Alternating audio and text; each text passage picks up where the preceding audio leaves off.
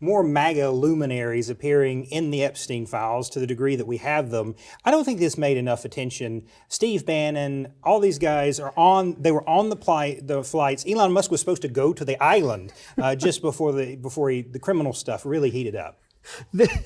I love what the Democrats are doing, because it's the Democrats in the House that, of course, have gotten files from the Epstein estate, right? This isn't the government, what they've got. No. This is Epstein's actual stuff that the estate finally said, yeah, sure, here you go. And they're doing this slow bleed. Instead of just putting it all out there and hoping every bit of it takes news, it's this trickle. Every week, like, oh, here's something else. Here's another thing. Here's another. Oh, by the way, Steve Bannon was on his agenda. Elon Musk was supposed to be on the plane going to the island. Peter Thiel, one of the biggest right-wing funders out there, he was on that daily schedule to have a fun little lunch with Epstein. Tying all these people into it, all these people that have, either downplayed it or, in the case of Elon Musk, demanded the release of the files, which was always done from the start, because Musk is in so many photographs with Ghislaine Maxwell and just deeply involved in it. Well, he got what he wanted, and now he's not very happy about it. I don't think there's a better testament to why there shouldn't be billionaires other than this, right? They're all hanging out together, abusing humans, lots of death around almost all of these people. Peter Thiel famously, if you're a young male and you come into his orbit, the chances of you committing suicide are very high. But these people are now running the government. Elon Musk famously in charge of Doge, and also the biggest welfare queen in this country through SpaceX and Tesla and his other programs. These people all pal around with each other, and we can't be surprised by this. No. The only people I think that were surprised, obviously, were the MAGA crowd.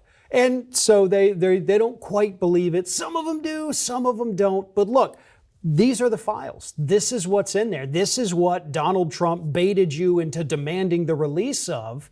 And now some of them are starting to back off a little bit, but others starting to demand it more.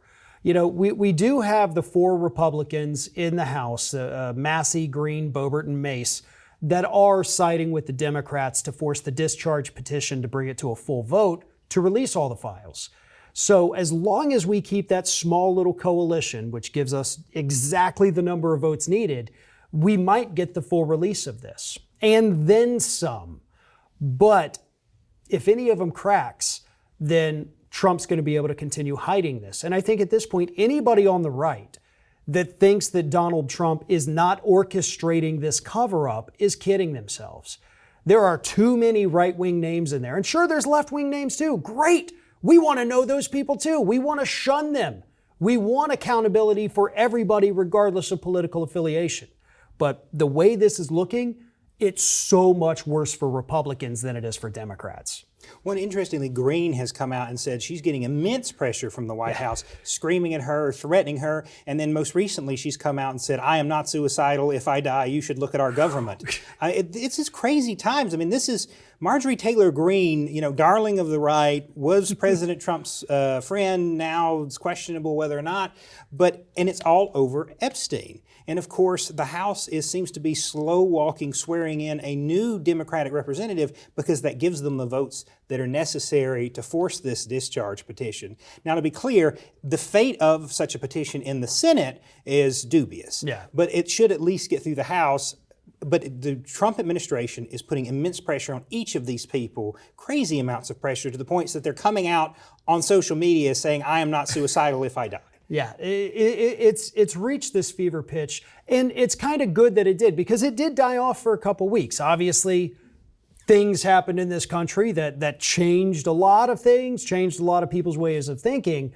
But now that all of that has settled, it's right back front page news. And Trump, to his credit, is trying to do everything under the sun to kill it again with other stories. We had Hegseth's little military pep rally. We got the government shutdown. We've got Trump basically losing his mind on Truth Social any given day. That's taken a lot of headlines.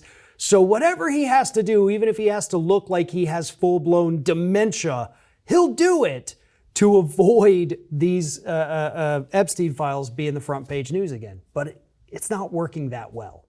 Thanks for watching, everybody. And if you're not already, please subscribe to the channel. We got fresh content every day for you.